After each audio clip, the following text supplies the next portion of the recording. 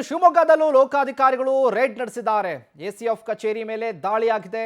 ಸಹಾಯಕ ಅರಣ್ಯ ಸಂರಕ್ಷಣಾಧಿಕಾರಿ ಕಿರಣ್ ಅಂಗಡಿಗೆ ಶಾಕ್ ಅನ್ನ ಕೊಟ್ಟಿದ್ದಾರೆ ಅಧಿಕಾರಿಗಳು.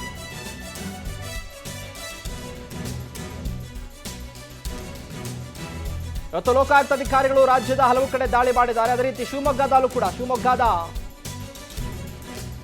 ಆಲ್ಕೋಳ ವೃತ್ತದಲ್ಲಿರುವಂತಹ ಎಸಿಎಫ್ ಕಚೇರಿಗೆ ದಾಳಿ ನಡೆಸಿದ್ದಾರೆ. ಅಕ್ರಮ ಆಸ್ತಿ ಸಂಪಾದನೆ ಬಗ್ಗೆ ದೂರು ಬಂದಂತ ಹಿನ್ನೆಲೆ ರೇಡ್ ಆಗಿದೆ. ಧಾರವಾಡದಲ್ಲಿರುವಂತಹ ಎಸಿಎಫ್ ಮನೆ ಮೇಲೂ ಕೂಡ ದಾಳಿ ನಡೆಸಿದ್ದಾರೆ. ಶಿವಮೊಗ್ಗದ ಕಚೇರಿ ಮೇಲೂ ಕೂಡ ದಾಳಿ ನಡೆಸಿದ್ದಾರೆ ಲೋಕಾಯುಕ್ತ ಅಧಿಕಾರಿಗಳು. ಅಕ್ರಮ ಆಸ್ತಿ ಸಂಪಾದನೆ ಬಗ್ಗೆ ಲೋಕಾಯುಕ್ತ ಪೊಲೀಸ್ನವರು ಪರಿಶೀಲನೆ ನಡೆಸಿರೋದು.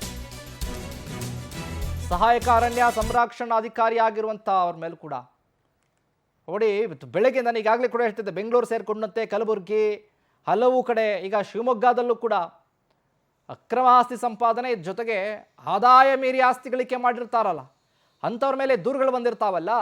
ಇವತ್ತು ಲೋಕಾಯುಕ್ತ ಅಧಿಕಾರಿಗಳು ತಂಡೋಪತಂಡವಾಗಿ ಆಗಮಿಸಿ ಇವತ್ತು ದಾಳಿಯನ್ನ ಮಾಡಿದ್ದಾರೆ. ಕಿರಣ್ ಅಂಗಡಿ ಅರಣ್ಯ ಸಂರಕ್ಷಣಾಧಿಕಾರಿ ಕಿರಣ್ ಅಂಗಡಿ ಮೇಲೆ ದಾಳಿ ಆಗಿರೋದು. ದಾಳಿನೂ ಅವರ ಶಿವಮೊಗ್ಗದ ಆಲ್ಗೊಳ ವೃತ್ತದಲ್ಲಿರುವಂಥ ಎಸಿಎಫ್ ಕಚೇರಿಗೆ ಎಲ್ಲಿ ದಾಳಿ ಮಾಡಿದ್ದಾರೆ. ಇದರ ಜೊತೆಗೆ ನೋಡಿ, ಸಂರಕ್ಷಣಾಧಿಕಾರಿ ಎಸಿಎಫ್ ಕಚೇರಿ ಮೇಲೆ ದಾಳಿ ಆಗಿರುವಂಥದ್ದು.